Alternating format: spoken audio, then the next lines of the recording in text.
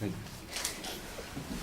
So I just wanted to go back and go back on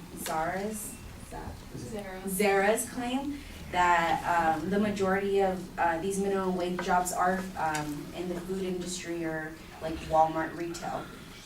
So let me just let you know who is actually in the minimum wage range. So food preparation and service related occupations is about 1 million. This is in the US. Sales and related occupation is 400,000. Personal care and services occupation is 228,000. Office administration support occupations is 196,000. Transportation and material moving occupations is 171,000.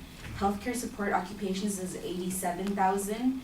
Management, business, and financial operations is 38,000. So this means that it's not just food preppers, it's not just retails that have the minimum wage, it's people in healthcare that I think healthcare workers should be getting a little bit more than $10 an hour, what they're taking care of us, and in turn we should take care of them. I wanted to go back to what Sarah said earlier, that she stated that agriculture demand would go up. So if agriculture demand goes up, doesn't that mean that we're gonna need these employees? So unemployment will keep going, but it's not gonna be as high. Additionally, I have a quote by Aaron Passig, Associate Professor of Economics at Sierra College, wrote, when the minimum wage rises, it is usually phased in over time, giving firms to adjust. This means that businesses are adjusting to the rising minimum wage, and this is not going to be causing inflation. As wages rise, firms become more productive and effective because higher wages reduce turnover, absenteeism, and hiring and training costs.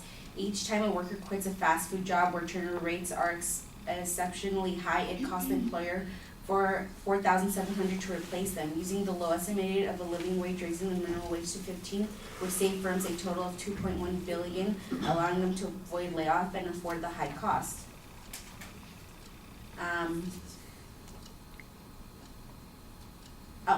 She also states that this is going to be hurting small businesses.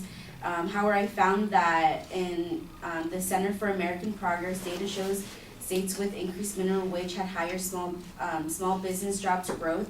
A 2006 joint study by Center for America Performance between Progress and Policy Matters Ohio compared small businesses' performance between states using the federal minimum wage and states that had higher minimum wage, and found that employees in small businesses grew more in states with a higher minimum wage.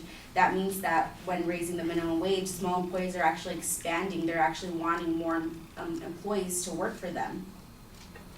Additionally, in states in in a 2014 study, the Department of Labor stated small business owners believe that a higher minimum wage would benefit business in important ways. 58 say raising the minimum wage would increase consumer purchase power, and the consumer purchase power is not good at all.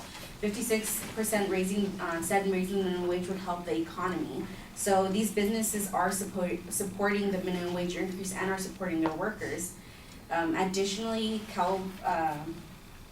CalverFed.org said that more than 2/3 of small business owners favor raising the minimum wage and indexed inflations. So you could see there's a lot of evidence to show that raising the minimum wage would actually help.